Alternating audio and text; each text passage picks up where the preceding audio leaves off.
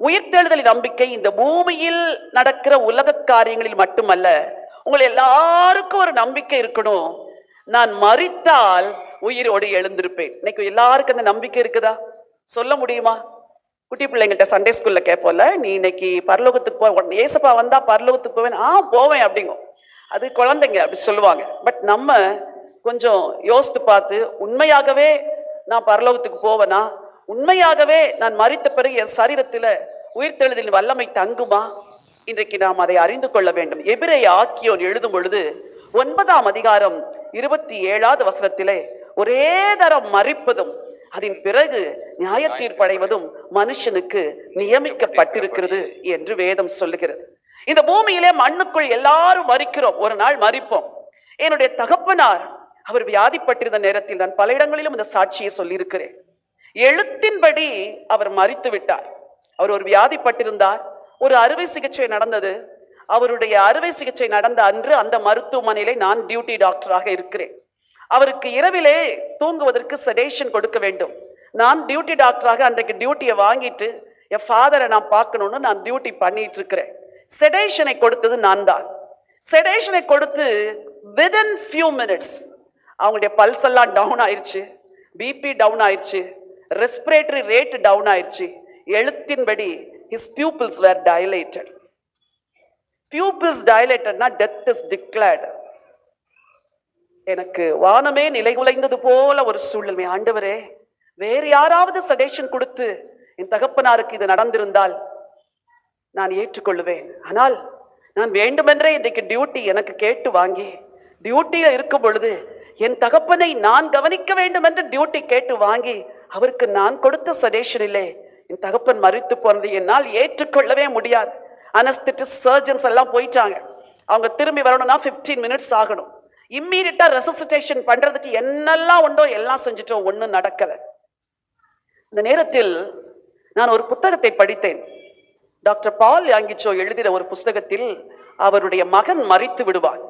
மரித்த செய்தி கேள்விப்பட்டவுடன் அவர் வேகமாய் வீட்டிற்கு ஓடி வந்து அந்த மரித்த மகனுடைய சடலத்தை பிடித்து அந்த வீட்டின் ஒரு மூலையிலே நிறுத்தி சொல்லுவாராம், இந்த பிள்ளை கர்த்தர் எனக்கு கொடுத்த பிள்ளை, இந்த பிள்ளை இந்த வயதிலே மறிக்க நான் விடமாட்டேன், ஆண்டவர் இவனை குறித்து எல்லா திட்டங்களை வைத்திருக்கிறார் என்று சொல்லி கதறி அழுது, ஆண்டவரே என் பிள்ளையின் ஜீவன் அவனுக்குள் திரும்ப வர வேண்டும் என்று ஜெபம் செய்த பொழுது அற்புதமாய் அந்த பிள்ளை உயிரோடு எழுந்த சாட்சியை நான் படித்தது எனக்கு ஞாபகத்திற்கு வந்தது. உடனே முழங்கால் படியிட்டேன், ஆண்டவரே எனக்கு ஒரே ஒரு முறை இறங்கும், வாழ்நாளெல்லாம் நான் குற்ற உணர்விலே செத்து விடாதபடி, என் தகப்பனை நானே ஊசி போட்டு மரணத்திற்கு தள்ளிவிட்டேன் என்ற ஒரு நிந்தை எனக்கு வராதபடி நீர் எனக்கு இறங்கித்தான் ஆக வேண்டும். அவருடைய கையை எப்படி பிடித்திருக்கிறேன், பல்ஸே இல்லை, பியூபிள்ஸ் டைலேட்டட்.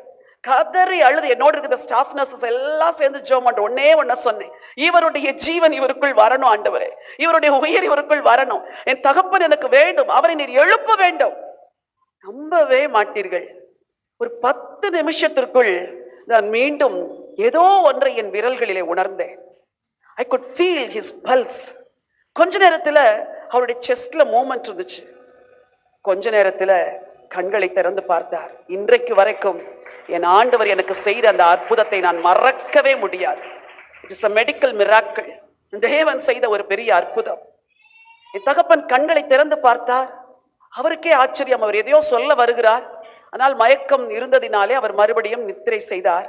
அனஸ்தெட்டிஸ்ட் வந்தாங்க, சர்ஜன்ஸ் வந்தாங்க, எல்லாரும் கேட்டாங்க என்ன டாக்டர் நடந்தது என்று. நடந்ததை சொன்னேன்.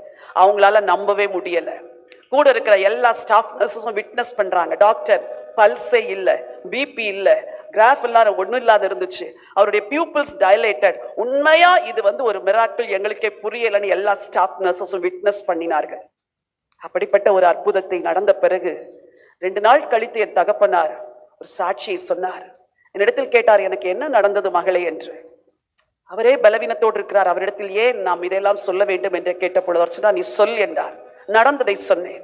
தகப்பனார் சொன்னார், நான் வலியினால் துடித்த பொழுது நீ ஊசி போட்டாய், கொஞ்ச நேரத்தில் நான் நித்திரை அடைந்தது போல் இருந்தது. வானத்திலிருந்து 2 தேவ தூதர்கள் இறங்கி வந்ததை நான் பார்த்தேன். என்னை கையை பிடித்து அவர்கள் அழைத்து கொண்டு ஆகாயங்களின் வழியாய் மேலே சென்றார்கள். நான் வெண்ணிறமான ஒரு பெரிய பட்டணத்தை பார்த்தேன். அதன் வாசலிலே ஆண்டவர் இயேசு நின்று கொண்டிருந்தார். அவர் என்னை பார்த்து புன்முறுவலோடு சிரித்தார். நான் மிகுந்த மகிழ்ச்சியோடு பூமியில் என் வேதனைகள் முடிந்து விட்டது என்று நான் ஆண்டவரிடத்தில் வந்து விட்டேன் என்று மகிழ்ச்சியோடு இருந்த பொழுது ஆண்டவர் சொன்னாராம், மகனே, கீழே உன் மகள் உன் ஜீவனுக்காக போராடி கொண்டிருக்கிறாள். அவளுடைய ஜெபத்தை நான் தள்ள முடியாது. நீ போய் இன்னும் சில காலங்கள் இருந்துவிட்டு வா என்று சொன்னாராம். தகப்பனார் துக்கத்தோடு அந்த வார்த்தைகள் முடிப்பதற்கு முன்பதாகவே தேவதூதர்கள் மறுபடியும் அவரை அழைத்து கொண்டு வந்த பொழுது அவர் சொன்னார், என் ஆவி என் சரீரத்திற்குள் புகுந்து செல்வதை என் கண்களினால் பார்த்தேன் என்று. தகப்பனார் ரொம்ப பக்தி உள்ளவர் அல்ல, நான் மிகவும் ஆண்டவரை நேசிப்பவர்கள். வேதத்தை வாசிப்பார்கள், ஜெபிப்பார்கள். இப்படி சூப்பர் நேச்சுரல் எக்ஸ்பீரியன்ஸ் எல்லாம் அவர்கள் கிடைத்ததே இல்லை.